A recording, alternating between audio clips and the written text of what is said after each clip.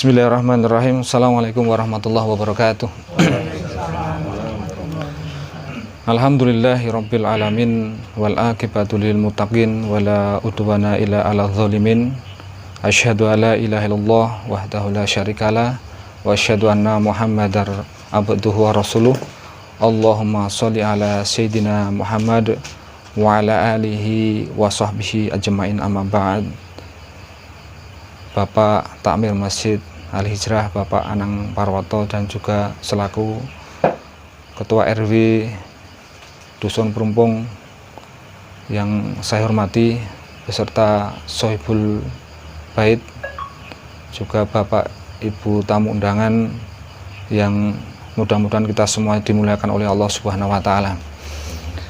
Alhamdulillah, segala puja-puji hanya milik Allah Subhanahu wa Ta'ala. Sholawat serta salam semoga tetap terlimpah curahkan kepada uswah hasanah kita, Habibana wa Nabiyana Muhammad Sallallahu Alaihi Wasallam, pun pula kepada keluarga beliau, para sahabat, para tabi'in, para tabi'in dan umatnya dari dahulu, sekarang, dan pada masa-masa yang akan datang. Sebelumnya mohon dimaafkan, saya ingin memberikan penguatan supaya ketika nanti Bapak Wahyu memeluk agama Islam, menjadi muslim yang kuat imannya, sehingga menjadi pribadi yang bertakwa kepada Allah Subhanahu wa Ta'ala. Bapak, bahwa kita lahir di dunia ini, salah satu kewajiban yang pertama adalah, kalau di dalam Islam itu, di dalam Islam dijelaskan, diterangkan bahwa awalu wajibu alal insan ma'rifatullah. Pertama diwajibkan itu adalah untuk mengenal Tuhan. Jadi mengenal Tuhan kita. Karena di dalam sebuah hadis dinyatakan kullu maulidin yulatu ala fitrah fa abawahu yuhawidanihi au an-nasranihi au majusanihi. Bahwa kita dinyatakan oleh Rasulullah lahir dalam keadaan fitrah, fa'abawahu, dan orang tuanya lah. Fa'abawahu bukan hanya orang tua, tapi juga lingkungannya, tempat dia belajar, tempat dia bermasyarakat lah yang bisa menentukan dia menjadi seorang Yahudi, seorang Nasrani, ataupun seorang Majusi. Jadi Bapak Wahyu karena dilahirkan di keluarga Katolik, ya otomatis biasanya langsung Katolik kan gitu. Apabila dilahirkan di Kristen, ya pasti anaknya Kristen. Begitu juga dengan agama-agama yang lainnya. Maka kewajiban yang pertama itu adalah untuk mengenal Tuhan, Tuhan pencipta yang sesungguhnya, bukan hanya Tuhan-Tuhan dalam prasangka atau dalam pemikiran atau dalam pendapat orang atau seseorang. Maka ketika kita mengenal Tuhan, kalau misalnya Pak Wahyu dulu mengenal Tuhan dari mana, Pak? Dulu mengenal Tuhan jenengan dari mana? Dari ibu nggih. Ya, dari ibu. Kalau mungkin ditanya, mungkin Pak Anang mungkin dari orang tuanya, atau mungkin Pak Antok mungkin dari ya bapak atau ibunya kan, atau mungkin dari informasi dari ustadz atau dan lain sebagainya. Ketika informasi yang kita dapatkan hanya sampai kepada ibu, sampai kepada bapak, sampai kepada ustadz atau mungkin pendeta atau romo, itu kebenarannya masih dalam tanda kutip, bisa benar bisa salah kan gitu. Karena manusia, ya, romo manusia, ustadz kiai manusia, biksu manusia kan begitu.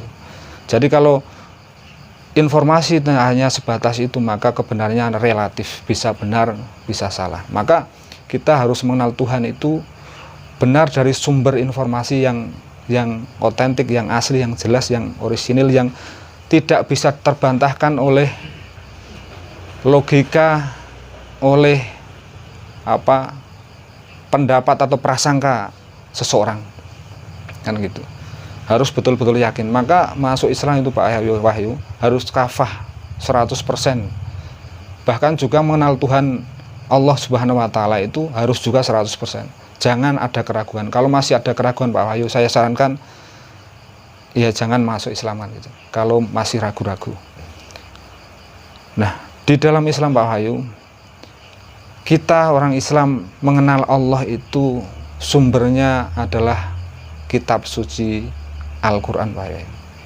Jadi kitab suci Al-Quran itu bukan karangan Nabi Muhammad, karena Nabi Muhammad seorang ummi.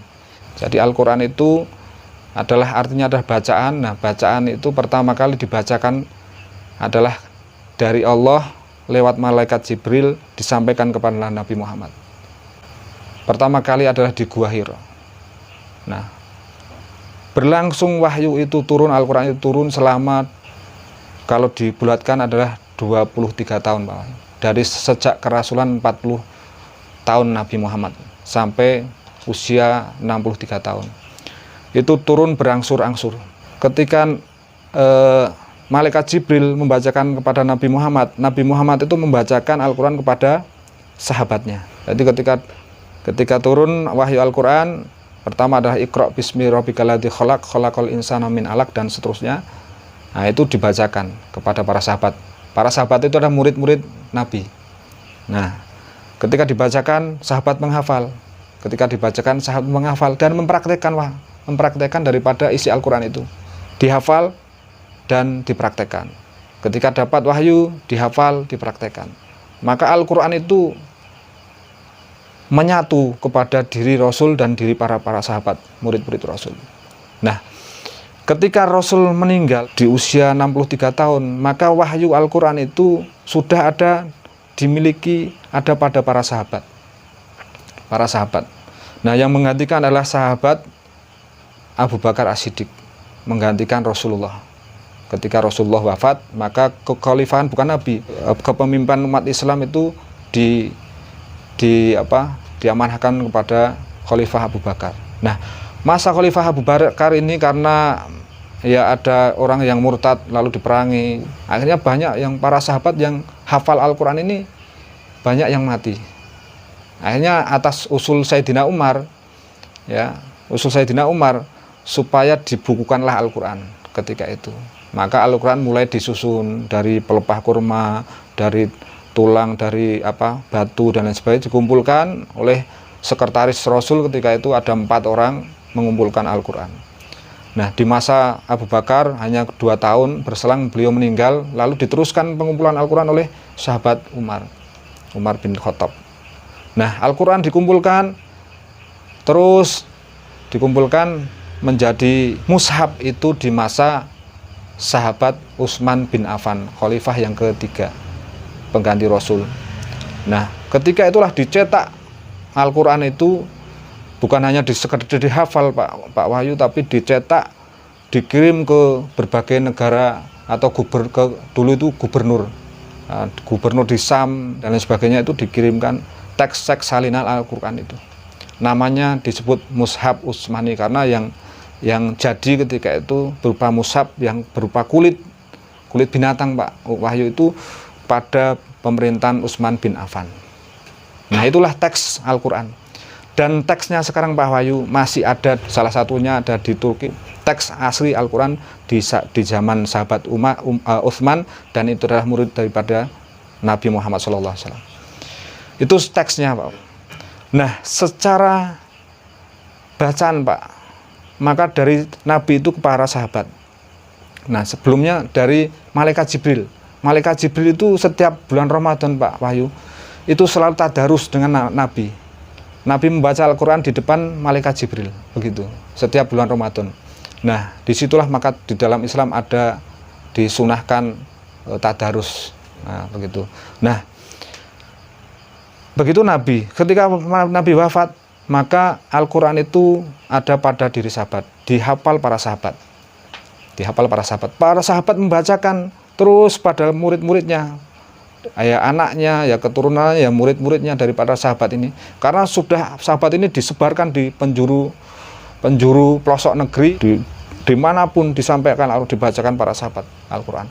Maka generasi murid daripada sahabat ini namanya tabi'in. Nah, tabi'in ini Pak Wahyu, ini menghafal Quran dari sahabat ini, menghafal Quran. Ada teksnya, ada dan hafalan itu terus diwariskan dari generasi ke generasi. Tidak usah tak sebutkan dari generasi sampai sekarang Pak Wahyu. Al-Quran itu dihafalkan bukan hanya kiai Pak Wahyu, bukan hanya ustadz, tapi anak kecil juga ada yang diberi hidayah hafal Al-Quran. Maka Pak Wahyu, dari sejak turunnya sampai sekarang Al-Quran terjaga, karena yang menjaga Allah dengan cara mushafnya tidak bisa dipalsukan. Satu huruf saja akan ketahuan. Karena apa? Karena Al-Quran dihafalkan. Nah, maka Al-Quran Pak Wahyu, kita kalau bicara tentang Tuhan, Tuhan itu gaib, kita tidak tahu, ya kan? Malaikat gaib, jin gaib, setan gaib, dan lain sebagainya. Bahkan dalam ruh kita pun gaib, kan gitu. Surga neraka gaib. Kok kita bisa yakin? Karena ada di Al-Quran Pak Wahyu. Al-Quran Allah berfirman banyak ayatnya, tapi saya satu saja. Allah Sajadah ayat 4. Allah khalaqas samawati wal ard wa ma bainahuma. Allah kata di dalam firman-Nya, Allah, aku Allah, pencipta langit dan bumi beserta isinya. Jadi Allah sendiri yang mengatakan, akulah pencipta langit dan bumi beserta isinya. Maka la ilaha illa ana, tidak ada Tuhan selain aku, tidak ada Tuhan selain aku. Maka inna dina indallah Islam, hanya Islam, ya, agama di sisi Allah Subhanahu wa Ta'ala. Maka ketika kita bicara iman, maka Pak, kita tidak ada toleransi. Kalau kita bicara iman, ya, Allah, ya, katakanlah qul huwallahu ahad. Allah itu ahad, esa, satu, kan gitu. Tidak berbilang, ya kan? Qul huwallahu ahad. Allahu somad. Allah tempat kita bergantung. Allahu somad. Lam yalid wa lam yulad. Allah tidak beranak dan diperanakkan. Jadi Pak Wahyu, Allah itu tidak punya anak. Kalau seandainya logika kita nalar, kita berpikir, ya, karena kita memang manusia dengan berbedanya dengan hewan atau makhluk lainnya itu dari akal pikiran kita. Kalau seandainya Tuhan itu punya anak, Pak, tidak hanya, saya yakin tidak hanya satu. Akan sampai sekarang pun Tuhan akan punya anak. Tapi subhanallahi amma yusyrikun, maha suci Allah dari semua itu, ya, dari apa yang mereka perserikatan. Maka dijawab di Al-Quran, kalau ada orang yang misalnya meyakini Yesus sebagai anak Allah, ada yang bahkan ada orang Yahudi, ya, ada anak Allah di Yahudi itu namanya Uzair dan lain sebagainya. Maka turunlah Al-Quran. Ketika ada masalah Pak Bayu, turun ke Al-Quran. Qul huwallahu ahad, Allahu somad, lam yalid wa lam yulad. Allah tidak beranak dan diperanakkan. Nah, begitu. Ini menjawab seperti itu. Tapi itu masalah akidah Pak Wahyu. Tidak ada toleransi dalam akidah, ya. Di dalam Islam tidak boleh kita misalnya yakin Allah, saya Tuhan, tapi meyakini Yesus sebagai Tuhan, tidak bisa, Pak. Allah, ya Allah, Yesus, ya Yesus, gitu. Tidak ada toleransi. Tapi kalau dalam hubungan, ya, beragama, kita punya dalil, Pak. Lakum dinukum waliyadin, bagimu agamamu, bagiku agamaku. Dan di dalam Islam tidak ada paksaan. Misalnya jenengan Pak Wahyu suruh memeluk Islam, tidak. Kita hanya mengajak atau menyampaikan, Pak Wahyu. Sedangkan orang, ya, mau masuk Islam atau tidak itu oleh Allah diberikan kebebasan. Diberi kebebasan. La ikraha fiddin, tidak ada paksaan di dalam agama, tidak ada. Maka Pak Wahyu, saya yakinkan jenengan kalau mulai saat ini bersyahadat di depan semuanya di sini, insya Allah didengar oleh Allah dan mudah-mudahan diberikan istiqomah sampai, ya ayyuhalladzina amanu taqullaha haqqa tuqatih wa la tamutunna illa wa antum muslimun. Wahai orang-orang yang beriman, ya ayyuhalladzina amanu taqullah, bertakwalah kepada Allah, takutlah kepada Allah, ya, wa la tamutunna illa wa antum muslimun, janganlah kamu mati melainkan dalam keadaan berserah diri pada Allah, dalam keadaan muslim. Maka sekali lagi Pak Wahyu, kira-kira ada nggak ganjalan, ya, sebelum panjenengan, ya, menyatakan syahadat? Kalau keraguan, Monggo ditanyakan. Ya, kalau keraguan nggak ada Pak. Jadi memang dari awal memang begitu. Mungkin doa sudah tahu di rumah juga ada Al-Quran Pak. Jadi memang karena memang saya nggak dari kecilnya cuma buka-buka tapi nggak mau pelajari ya juga nggak tahu ya. Cuman yang sering saya buka hanyalah pengertiannya aja. Jadi yang selama ini kadang-kadang saya apa namanya saya baca itu bahasa Indonesianya. Karena memang kalau bahasa Arab saya nggak tahu persis. Iya, jadi bahasa Indonesia umpamanya surat-surat apa itu ya saya cuma baca aja. Dan memang kalau tadi disampaikan Al-Quran itu banyak yang menghafal gitu. Tapi kalau saya kan nggak menghafal karena memang saya nggak harus tahu isinya apa. Jadi surat apa itu isinya apa itu saya yang harus lebih penting karena saya tidak tahu tentang apa bahasanya itu kan saya nggak ngerti. Jadi surat ini saya baca, saya pahami maksudnya apa. Jadi yang saya nyatakan hafalan itu Pak Wahyu, itu untuk menjaga keoriginalan atau kemurnian atau keaslian Al-Quran. Karena tidak bisa, sekarang pertanyaannya kitab mana yang dihafalkan. Bahkan selembar ya Bible pun tidak ada, saya yakin tidak ada yang bisa menghafal. Karena sudah banyak, ya saya ikuti kristolog itu nggak ada yang, makanya Biblenya Katolik dengan Biblenya Kristen beda jumlah ayat, beda isi dan lain sebagainya, kan begitu.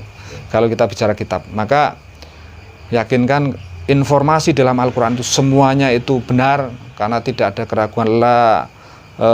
Bismillahirrahmanirrahim, alif lam mim dzalikal kitabul la raiba fih hudalil muttaqin. La raiba, tidak ada keraguan di dalam Al-Quran, petunjuk bagi orang-orang yang hudalil muttaqin, orang-orang yang takut kepada Allah Subhanahu wa taala. Maka Pak Wahyu, setelah masuk Islam jenengan ada rukun Islam. Rukun Islam itu pertama syahadat, yang kedua sholat, yang ketiga puasa atau puasa, yang keempat zakat, yang kelima haji. Nah, agama Islam seperti ini Pak Wahyu. Saya pegang dengan 5 rukun ini. Yang pertama, yang kelima haji. Kalau kita tidak bisa, haji itu gratis Pak. Yakin haji itu gratis, tapi yang biaya yang ke sana itu Pak yang mahal. Kan gitu. Ya kan, naik pesawat, lalu yang mahal itu makan-makannya di sana Pak. Kalau sebenarnya gratis Pak. Kalau kita tidak mampu untuk ke sana Pak, tapi mudah-mudahan Pak Woto ini kita doakan insya Allah Pak ya. Insya Allah sudah terjadwal Pak. Nah, kita kalau nggak bisa haji Pak, nggak ada dosa Pak, nggak ada beban. Yang pertama. Yang ke rukun yang keempat, zakat Pak. Di dalam Islam Pak, ada kewajiban membayar zakat. Ketika zakat mulai mencapai nisab, masa haul 1 tahun, senilai emas 89 gram, maka Pak Wahyu harus zakat. Nah, harus zakat, mengeluarkan zakat. Ketika panen, kalau jenengan pekerjaannya apa, itu harus zakat. Kalau tidak Pak, tidak mencapai nisab kita, tidak wajib bayar zakat. Bahkan kalau zakat fitrah Pak nggak mampu, maka tidak ada kewajiban Pak, karena nggak mampu Pak. Gitu. Bahkan dizakati Pak dalam Islam. Itu zakat. Yang ketiga, puasa Pak. Kalau kita puasa Pak, kalau tidak mampu, kita membayar fidyah. Kita sakit, kita nggak kuat puasa, kita nggak puasa nggak apa-apa Pak. Kita membayar fidyah Pak. Tapi pun kalau bayar fidyah Pak, betul-betul nggak mampu Pak, kita dibebaskan. Karena Islam itu mudah Pak. Nah, ada 2 rukun Pak ini Pak. Sholat dan syahadat. Ketika saya angkat Pak, ini saya angkat nggak Pak, agama Islam masih kita pegang Pak. Tapi ketika ini saya angkat Pak sholat ataupun syahadat Pak, ini agama Islam itu jatuh Pak. Artinya syahadat sholat, nah yang sholat ini Pak, ketika kita jenengan sudah syahadat, sholat ini tidak bisa ditinggalkan. Maka rukunnya ada 13 Pak, rukun dalam sholat. Saya terangkan, yang pertama berdiri kalau mampu. Kalau nggak mampu berdiri Pak, kalau sudah nggak mampu berdiri Pak, dengan duduk. Dengan duduk Allahu Akbar. Sami Allahu liman hamd. Jadi mudah Pak, nanti gampang dengan Pak Tamir, dengan saya atau dengan teman-teman muslim lainnya bisa Pak belajar. Nah, dengan duduk Allahu Akbar, baca Al-Fatihah. Rukunnya baca Al-Fatihah Pak. Setelah niat baca Al-Fatihah itu rukun Pak. Nah, itu harus kalau rukun. Kalau nggak bisa ya belajar Pak. Nah, kalau nggak bisa Pak, ke masjid Pak. Karena memang walaupun kalau Imam Syafi'i Pak fardu kifayah. Fardu kifayah itu fardu, tapi ketika ada yang sudah mengerjakan ya tidak ada dosa bagi yang muslim lain. Ketika yang berdosa adalah Pak Tamir nggak ada azan, sholat 5 waktu, nah ini yang dosa seluruh kampung Pak. Nah kalau ini sudah ada, ini fardu kifayah begitu. Tapi jenengan kalau mau belajar yang paling efektif itu langsung 5 waktu di masjid Pak. Jenengan nggak usah baca Al-Fatihah, jenengan sudah ikut imam. Itu gampang Pak. Maka tidak boleh ditinggalkan. Tidak bisa berdiri duduk, tidak bisa berduduk duduk terbaring Pak. Terbaring menghadap kiblat miring bisa, atau selonjor kakinya ke sana bisa. Nggak bisa berbaring, nggak bisa ngangkat tangan dengan isyarat Pak. Allahu Akbar.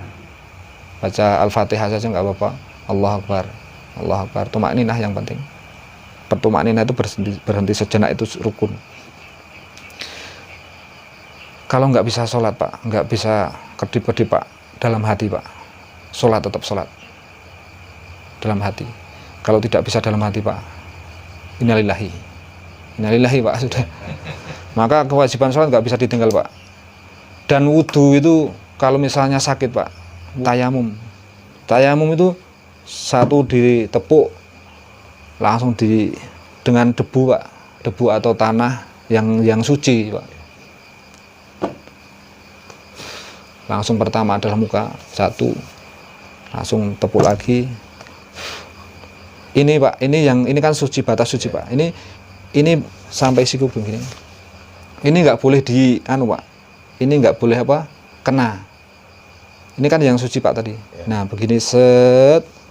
Nah ini nggak boleh kena, karena ini masih sudah. Nah ini di sini langsung ke sini, langsung sini. Sudah itu mudah Pak Islam itu. Selebihnya adalah kefarduan adalah menuntut ilmu, belajar. Tolabul ilmi minal mahdi ilah lali. Utulubul ilma walau bisin. Tolabul ilmi faridotun ala kuli muslimin.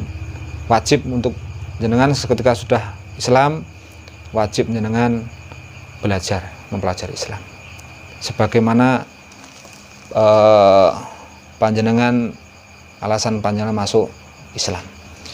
Sekarang Pak, karena sudah masuk Isya nggih Pak, monggo saya tuntun Pak untuk syahadat gitu. Jabat tangan ngaten, maju mawon. Nah, bismillahirrahmanirrahim. Alhamdulillahirabbil alamin wassalatu wassalamu ala asrofil anbiya wal mursalin sayyidina wa maulana Muhammadin wa ala alihi washabihi ajmain rahmatika ya rahman amin. Jenengan Pak, tirukan saya nggih Pak. Ilahi anta maksudi waridoka matlubi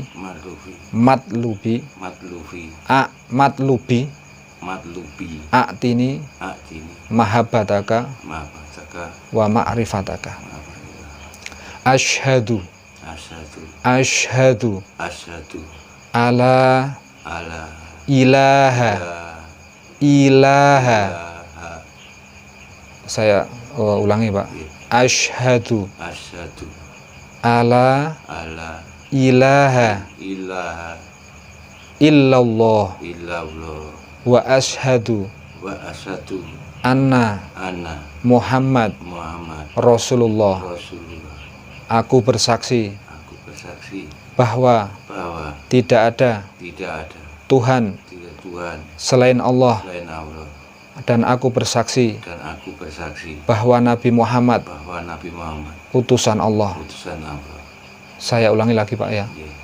Asyhadu ala ilaha illallah illallah wa asyhadu wa asyhadu anna anna Muhammadar Muhammadar Rasulullah. Rasulullah. Aku bersaksi Aku bersaksi bahwa bahwa tidak ada Tuhan tidak ada Tuhan selain Allah, selain Allah, dan aku bersaksi dan aku bersaksi bahwa Nabi Muhammad bahwa Nabi Muhammad utusan Allah. utusan Allah. Kita doakan bismillahirrahmanirrahim. Alhamdulillahirabbil alamin wassalatu wassalamu ala asrofil anbiya wa mursalin sayyidina wa maulana Muhammadin wa ala alihi washabihi ajmain. Allahumma sholli ala sayyidina Muhammad sholatan tunjina biha min jamil ahwali wal afat wa taqdina biha min jamil hajat wa tutahhiruna biha min jamil syai'at wa tarfa'una biha indaka ala darajat wa tubalighuna bi aqsal hayat min jamil khatifil hayati wa abadal mamat. Innal ladzina yubayyinu ma innama yubayyinullah yadullah faqaidim nakasa fa innama yanqusu ala nafsihi wa man afa bima adallahu fasayudi ajran azima. Allahumma arinal haqqa haqqa warzuqna ittiba'ah wa arinal batila batila warzuqna ijtinabah. Ya muqallibal qulub tsabit qalbi ala dinik, ya muqallibal qulub sabit qalbi ala dinik, ya muqallibal qulub sabit qalbi ala dinik. Rabbana iftah bainana wa baina qaumina bil haqq wa anta khairul fatihin. Rabbana anzilna nuzulan mubarakan wa anta khairul munzilin. Rabbana atina fid dunya hasanah wa fil akhirati hasanah wa qina adzabannar. Subhana rabbika rabbil izzati amma yasifun wa salamun ala mursalin walhamdulillahi rabbil alamin. Makaten kathah lepat nyuwun dipun ngapunten. Kula anu nggih Bapak Asmo. Selamat nggih Pak, selamat. Mugi-mugi istiqomah. Nggih, istiqomah.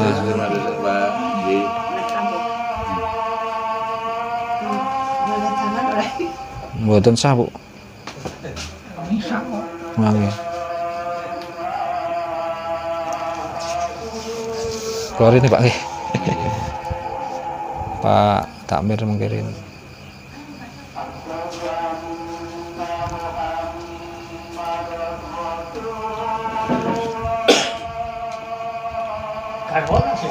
Tasih?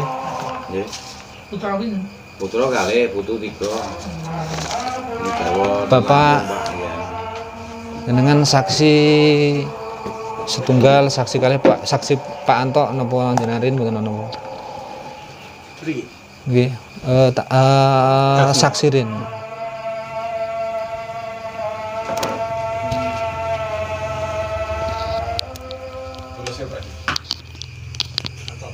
Mas Yanto.